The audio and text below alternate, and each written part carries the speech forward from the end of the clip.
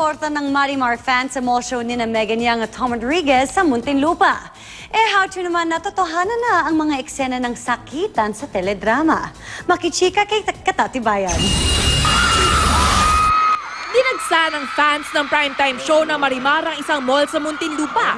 Tuwang-tuwa na makita sina Megan Young at Tom Rodriguez. Hindi magkamayaw ang fans nang haranahin sila ni Tom. Game pang nag-selfie si Tom kasama ang fans. Si Megan naman, sexy sa pagsayaw bilang si Marimar. Kwento ng dalawa, kung noong isang linggo ay naging mainit ang kanilang love scene, mas marami pa raw nakapanapanabik na eksena sa Marimar na hindi dapat palampasin. Ang hindi alam ni Seryo kung ano yung mga pagpapahirap na ipapagawa ni Mamita Angel. Seryosong paghihirap na pala yung Seryosong nangyayari. paghihirap na talaga.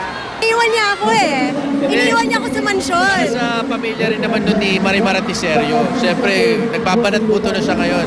Dagdag ni Megan, madalas daw ay nadadala sila ng kapatid niyang si Lawrence sa mga eksena, tulad ng sabunutan at bangayan, kaya hindi maiwasang magkasakitan. Intense siya Like ito, may mga sugat-sugat, may mga pasa-pasa. Souvenir.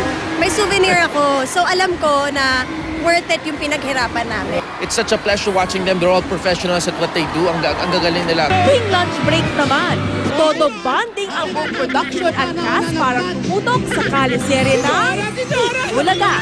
Wish mo talaga magkatuluyan sila na feeling mo may something na pwedeng mangyari. Gayo ko lang na-experience yun. Aldam na paramdam sa akin na ganong feeling. Ako happy na ako na finally nagkita sila at nagkahawakan ang mga kamay nila. Katatibayan, updated sa showbiz happenings.